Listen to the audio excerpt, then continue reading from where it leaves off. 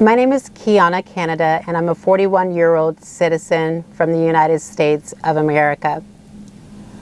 I filed a claim against the United States because of the police violence enacted upon myself and the same against Black Americans. I fled the United States because of the extrajudicial executions against Black Americans by the police and the continued persecution against Black Americans by the criminal system. My claim also revolves around the FBI's continued harassment, detainment, and false mental diagnosis against Black American activists and human rights defenders in the state, and the continued killings and mistreatment of Black trans persons by the American criminal system. Before I go further, it's important that I'm transparent. I have done some time in jail. I don't claim to be innocent, nor do I want to be innocent. I have not always made the right choices, nor have I always made the most ethical choices. I say this because I expect to be doxxed once this video is uploaded, and for all my personal information to be uploaded by the people that I'm speaking out against today. But I simply do not care. My background pales in comparison to the homicide that is happening to Black Americans.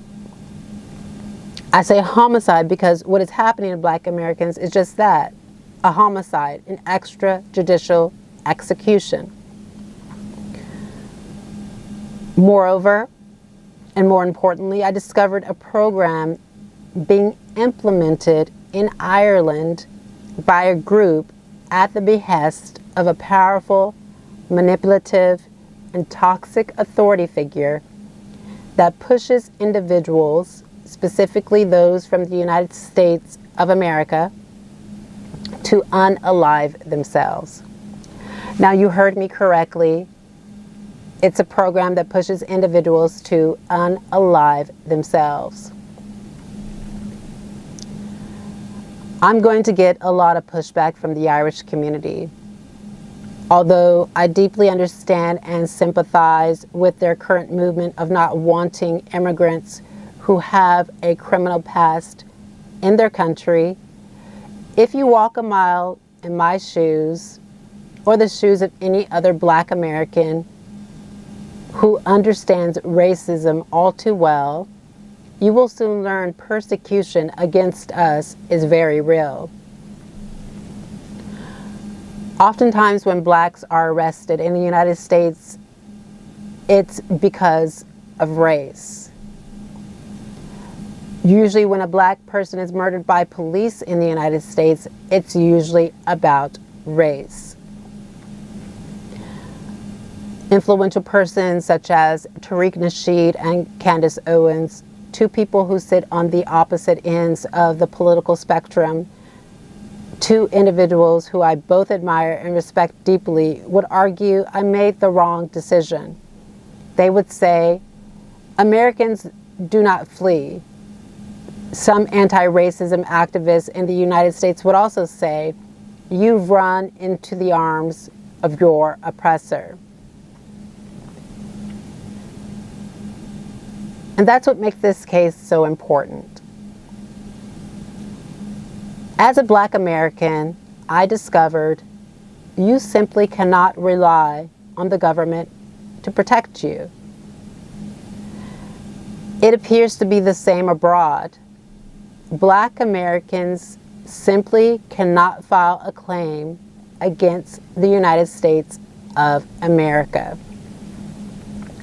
The United States has immunity abroad, not because the U.S. is infallible.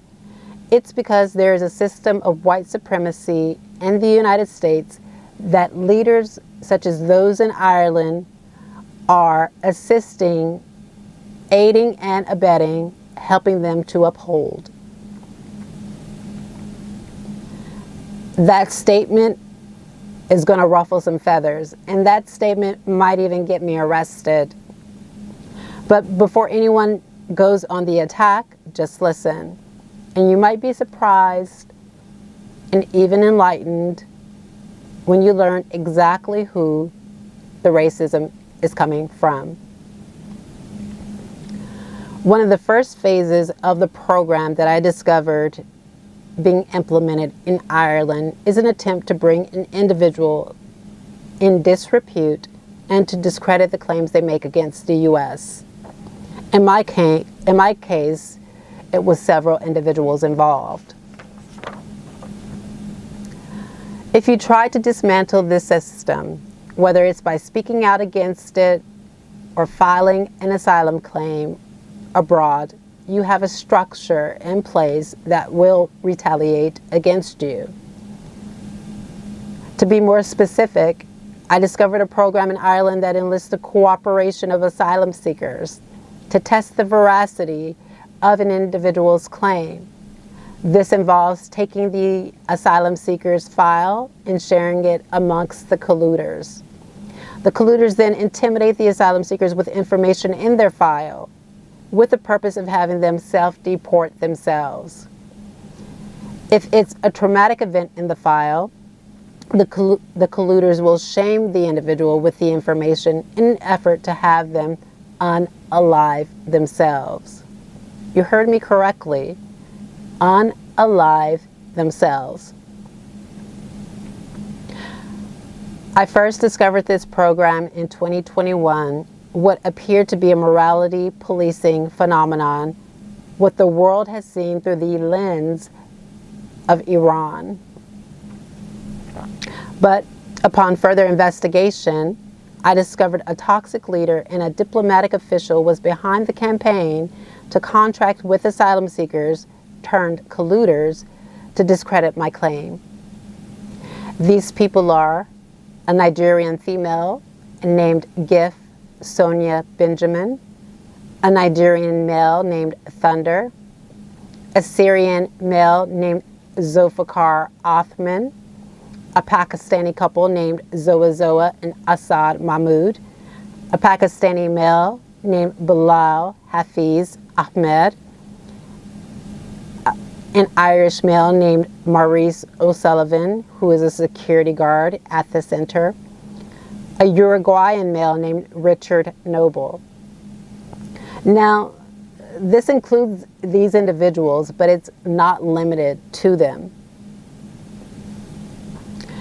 Many of these individuals were facing deportation and received documentation to remain in Ireland for their cooperation in this program.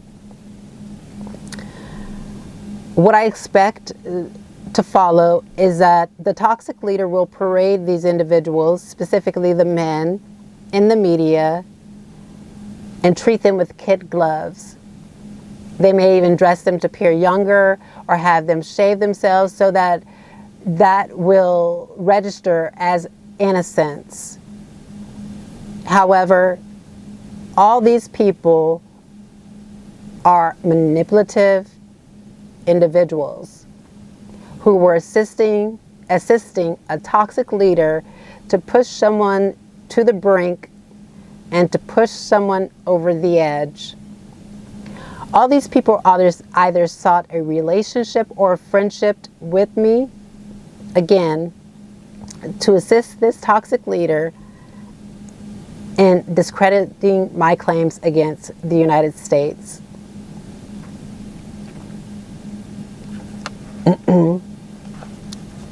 One way in which they did this was to claim that I'm being paranoid about everything that I'm talking about. However, what I have encountered is very real. Jonathan Metzl, in his book, The Protest Psychosis, calls it just that, the protest psychosis. It's where an individual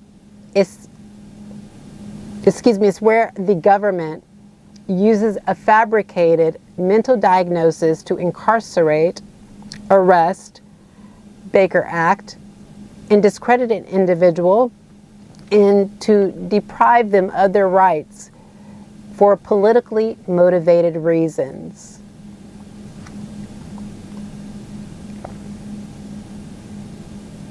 Why are they doing this, you may ask?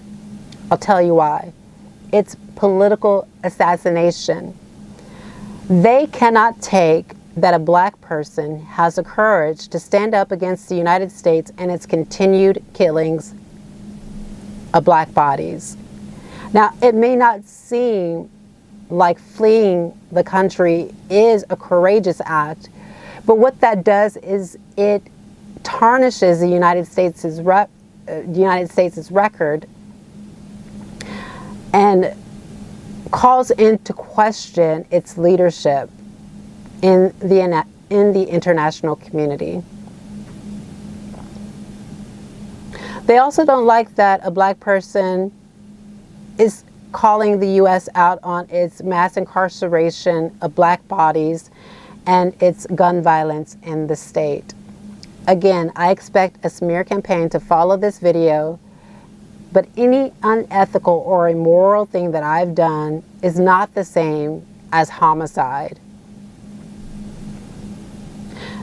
This toxic leader is so powerful that it has influenced refugee services such as NASC and MASI, services that are supposed to be on the right side of justice, that are supposed to connect asylum seekers and migrants to their rights, that are supposed to speak out against this type of injustice, has persuaded these organizations to remain silent.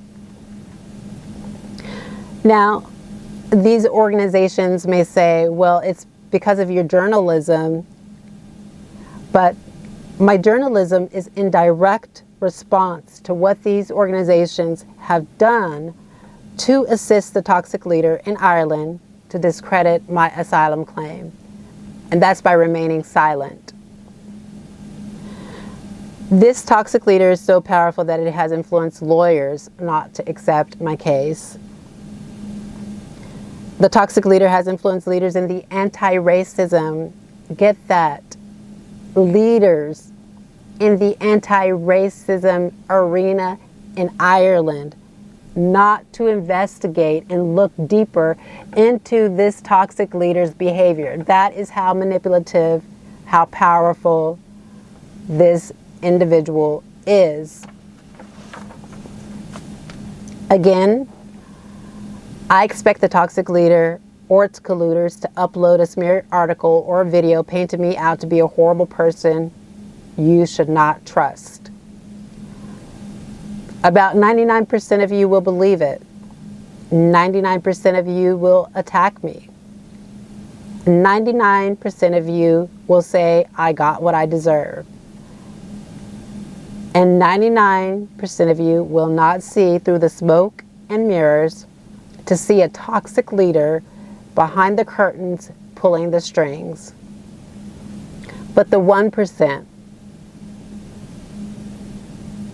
which includes a fraction of people impacted by similar decisions and behaviors of this toxic leader, will see it. They will see this behavior as reprehensible and deplorable, and will decide to dig deeper and ask questions. And what they'll find is that these people set me up to fail simply because, in the words of Team Fearless, I'm one person, one dream, no team, just me. According to a confidential source, one of the toxic leaders is living amongst me in the same accommodation center where majority of the acts have taken place.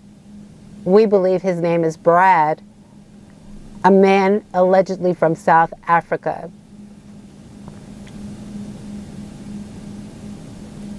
Now, they're going to persuade you, 99% of you, to believe that it's me. That it's because I am a safe country conditions researcher. But the intimidating acts that I've encountered have taken place,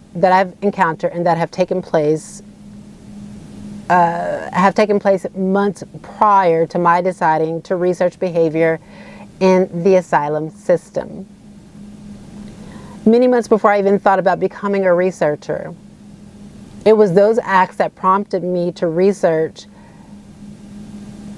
human rights violations in the first place.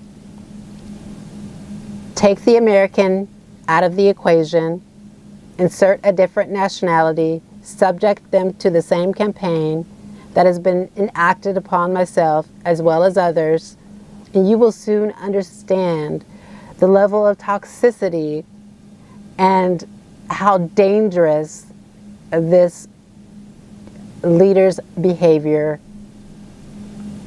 are. Don't let this toxic leader get away with what they're doing. Investigate. Demand Ireland reveal who is behind it. Rest assured they wouldn't dare do this to someone coming from Palestine or Syria or Afghanistan. So why should we allow it to happen to someone coming from any other country? Don't let them push another person to unalive themselves. Research the program because it's real. It's very real. It exists. Investigate. Ask me questions. Speak up now. Doing so later might be too late.